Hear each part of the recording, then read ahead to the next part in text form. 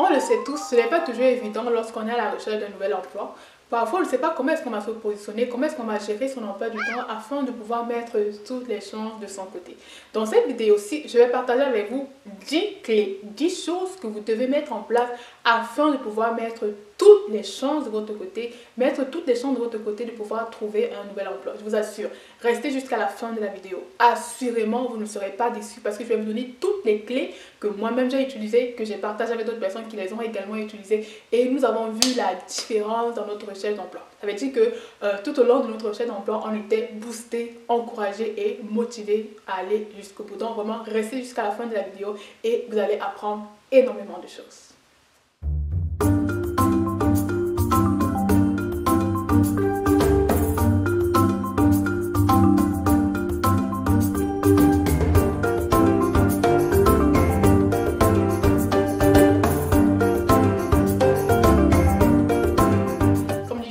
Dans cette vidéo, je vais voir avec vous 10 choses, 10 clés que vous devez mettre en place pour organiser votre recherche d'emploi. Ce n'est pas évident, personne en fait n'aime rechercher un emploi. Je pense que c'est vraiment la pire chose qu'on aime rechercher parce que ça demande beaucoup d'efforts. Donc je vais partager avec vous 10 clés qui vont énormément vous aider, énormément vous booster, énormément vous aider à organiser à la fois vos journées et votre emploi du temps. La première clé que je dirais, c'est faites le bilan. Il est très important de faire le bilan lorsque par exemple on vient de terminer un emploi précédent, lorsqu'on vient de terminer ses études. Je pense qu'il est très important de faire un bilan pour se dire ok, quelles sont mes forces, quelles sont mes faiblesses, quelles sont mes envies, mais surtout qu'est-ce que je veux faire en fait comme emploi? Est-ce que je vais continuer dans le style de job que j'avais auparavant ou est-ce que je vais changer d'emploi? Mais vraiment, quelles sont mes attentes? Mais surtout également, quel est le marché? Comment est le marché de l'emploi? Quels sont les emplois qui sont les plus recherchés? Quels sont les emplois qui sont les plus rentables aussi? Je pense qu'il est très important de pouvoir se poser ces éléments-là pour pouvoir déterminer également où est-ce qu'on s'en va finalement au niveau de votre recherche d'emploi. Donc vraiment, premièrement, faites le bilan. Deuxièmement, une fois que vous avez fait le bilan, il est très important de pouvoir mettre à jour votre CV. Vraiment, votre CV, c'est votre arme de guerre. Moi, je pense que c'est vraiment l'arme de guerre. C'est vraiment la première chose en fait qu'on doit pouvoir peaufiner.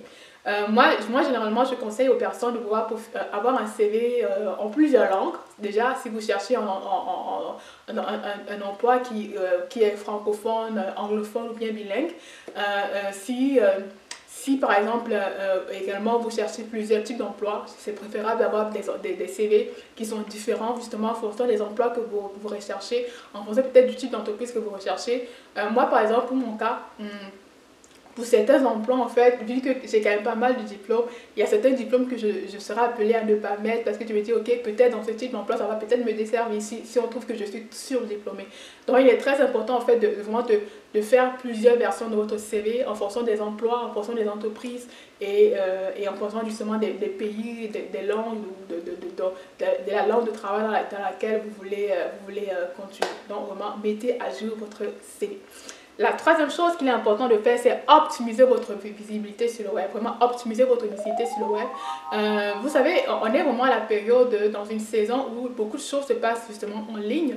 On n'a plus peut-être autant de salons d'emploi qu'avant, avec justement la période de coronavirus et la distanciation sociale. C'est la raison pour laquelle il est très important de pouvoir augmenter votre visibilité en ligne. Principalement sur les réseaux sociaux professionnels. Et nous savons tous que le principal réseau professionnel, c'est LinkedIn. Vraiment, améliorer votre visibilité sur LinkedIn. Moi, je donne toujours 3 ou 4 conseils justement comme ça pour améliorer sa visibilité sur LinkedIn. Premièrement, il faut optimiser votre profil LinkedIn. Ça veut dire qu'il faut créer un profil justement qui montre à la fois vos compétences, les études que vous avez faites, et également qui permet justement de ressortir en fait le meilleur de vous, dire ce que vous êtes capable de pouvoir apporter à une entreprise, également quels sont les emplois que vous recherchez. C'est très important que votre profil soit vraiment optimisé et je vous conseillerais de mettre également une photo de vous, une belle photo professionnelle. Ça va également augmenter vos chances de pouvoir trouver un nouvel emploi. Et par rapport à LinkedIn également, l'autre chose qu'il est important de faire, c'est vraiment de développer son réseau professionnel. Quand je dis développer son réseau professionnel, c'est vraiment se mettre en relation avec des personnes qui sont susceptibles justement de pouvoir vous recruter ou d'être au courant des postes en fait qui seraient susceptibles de pouvoir vous intéresser. Par exemple, dans votre réseau professionnel, on doit pouvoir trouver vos anciens collègues, on doit pouvoir trouver vos amis également, vos amis, oui, je pense que c'est toujours important de de pouvoir également être en relation avec ses amis sur LinkedIn. On va pouvoir trouver justement vos anciens collègues, vos anciens camarades de classe, vraiment les recruteurs, beaucoup de recruteurs, beaucoup également de directeurs d'entreprise, de personnes qui occupent des postes en fait qui sont susceptibles de vous intéresser, parce que toutes ces personnes-là vraiment vont pouvoir justement vous aider, vous conduire en fait vers l'emploi de rêve que vous recherchez. Au niveau justement de la visibilité sur LinkedIn, la troisième chose, je conseille toujours aux personnes d'être extrêmement réactives sur LinkedIn. En fait, LinkedIn, comme on le dit, link, ça veut dire le lien. Il faut pouvoir créer du lien avec les personnes sur LinkedIn. Quand on dit créer du lien, ça veut dire interagir, commenter, liker les posts, comment être visible en fait, vraiment augmenter votre visibilité. La quatrième chose sur LinkedIn, moi je dirais publier du contenu intéressant, pas du contenu, pas n'importe quoi. Là, vous n'êtes pas sur un réseau professionnel comme Facebook, Instagram. Donc il est très important de pouvoir publier du contenu de qualité autour justement de votre sphère, de votre secteur d'activité. Par exemple, si vous êtes comptable, publiez des éléments sur les impôts, la période fiscale. Si vous êtes agent immobilier, publiez des éléments justement sur les prix de l'immobilier dans une ville ou dans une capitale, dans une ville ou dans un pays en particulier. Donc, vraiment, il est très important de pouvoir publier du contenu de qualité. Ça va permettre en fait aux personnes déjà de vous positionner comme un expert dans leur esprit et également de se dire, ok, cette personne-là, elle doit sûrement être compétente si elle arrive justement à publier du contenu justement de qualité autour de sa profession. Donc vraiment, ça va vraiment augmenter la visibilité, mais également de la bonne visibilité autour de vous.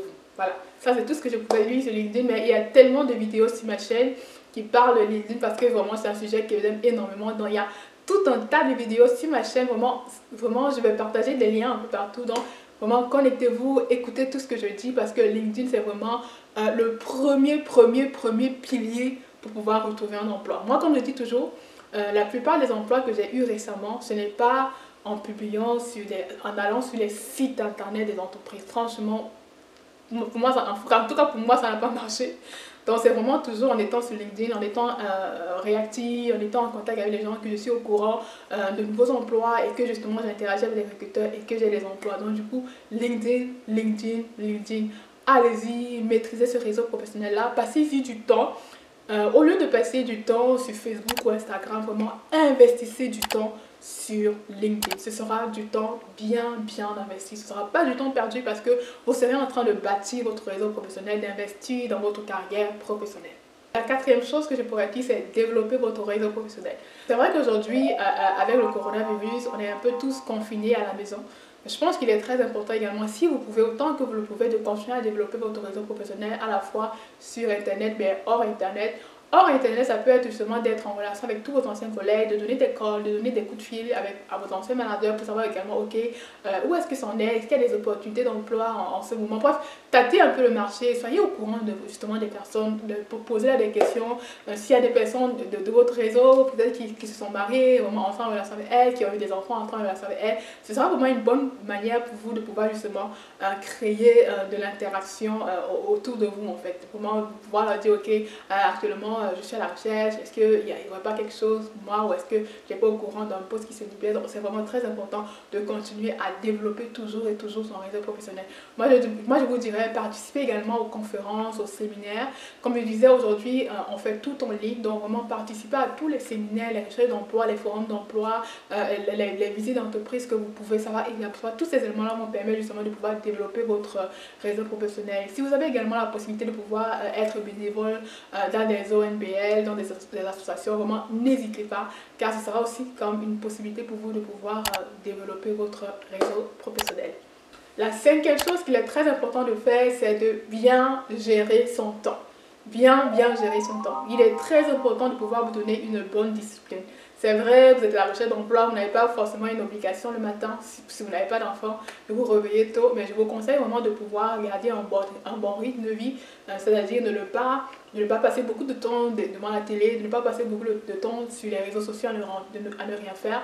Il faut vraiment garder une mentalité de professionnel, vous dire, ok, là, pour le moment, je n'ai peut-être pas d'emploi, mais qu'est-ce que je pourrais faire justement pour augmenter mes chances? Donc, il faut vraiment garder cette mentalité-là tout le temps. Moi, je vous conseillerais vraiment vraiment, je vous conseillerais d'avoir un agenda vraiment bien rempli, de planifier vos journées à l'avance pour ne pas perdre votre temps, planifier vos journées, savoir exactement, ok, le matin, je me réveille à telle heure, je prends peut-être un temps pour méditer, je prends peut-être un temps pour me ressourcer. Et ensuite, justement, je prends mon bain. Ensuite, je commence à me mettre à regarder les différents sites internet, à aller sur LinkedIn pour savoir ok, qu'est-ce qui s'est passé, quelles sont les offres qui sont disponibles. Et après, l'après-midi, par exemple, je positionne mes entretiens. Peut-être avant midi, par exemple, je positionne justement des appels avec les recruteurs. Dans l'après-midi, je positionne justement des entretiens avec les entreprises. Peut-être aussi, je vais à la bibliothèque pour pouvoir me renseigner, pour pouvoir étoffer mes connaissances dans mon domaine. Mais vraiment, ne restez pas à ne rien faire. Prenez des formations, faites des formations. Il y a tellement de sites internet aujourd'hui qui donnent des formations gratuites. Je pense à Open Classroom, je pense à Udemy. Ce n'est peut-être pas gratuit, mais les prix sont vraiment dérisoires. Donc vraiment, continuez à vous former, à vous développer, à développer vos compétences pour pouvoir justement rester vraiment comme up-to-date par rapport au marché de l'emploi.